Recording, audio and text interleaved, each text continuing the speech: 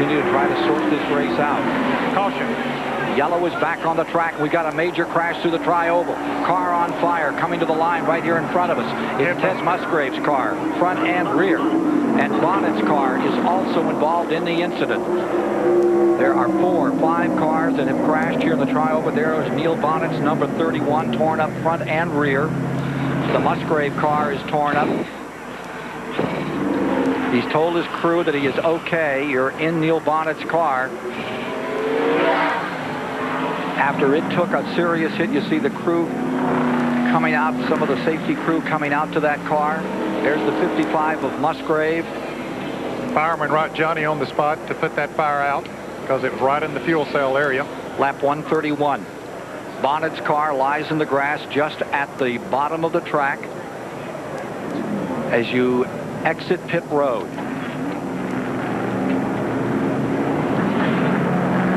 Wow, his car got upside down and then comes back on the wheels as we see Musgrave's car sliding up against the wall, flames coming from it as he comes across the start-finish line. Into the catch fence went the Neil Bonnet car number 31. You can see the debris, a tremendous amount of it. From inside of Bonnett's car.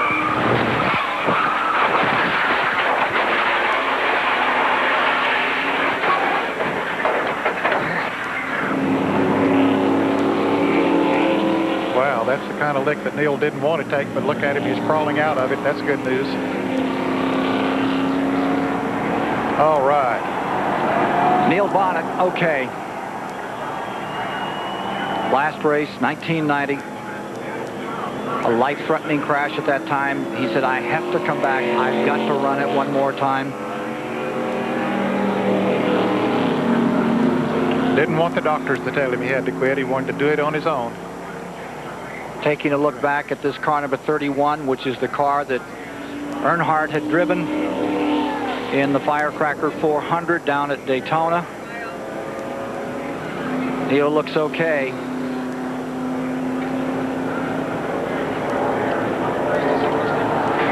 Let's see here as he walks away. Looks like he's okay.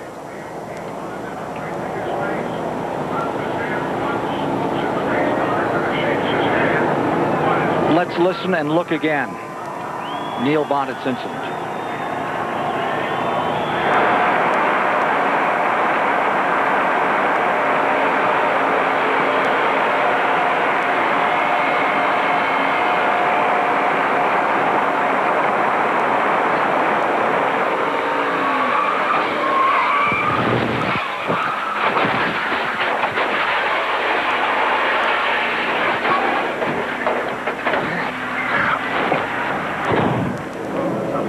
You can see he's torn some fence up as the car got upside down, got up into the retaining fence here. Quite a bit of damage to the fence. The best news of all is he walks away. Fence is all torn up, much like that Bobby Allison crash back here in 1987. And there's the Musgrave car, and it appeared in those pictures that you actually saw the Musgrave car up on the 31. Let's look again here. Well, there's Neil's right car up back, over right Musgrave. up over it, yeah. And he gets hit by, it looked like the 41 car of Phil Parsons. Or maybe Phil got by and didn't hit him. It looked like he was coming right into it. So when you saw the Musgrave car from those onboard pictures, Bonnet was upside down, headed for the fence at 190. I don't mean to overstress this 190, but things happen so quickly, so dramatically at this track, at these speeds, and they're going to red flag this event. Red flag is coming out while they do repairs in this fence area for Neil Bonnett's number 31. A red flag is going to be demonstrated to the field as they come by this time. They'll bring them in the position they're running. Musgrave's number 55, stove up, he's out of it. Neil Bonnet walks away, Musgrave walks away. That is the best news of all. Apparently no one up in the grandstand area hurt. We'll wait for any update there is on that story. And Ken, after Bobby Allison's wreck here back in the mid-80s, they reinforced this catch, what they call a catch fence, that separates the racetrack from the race fans.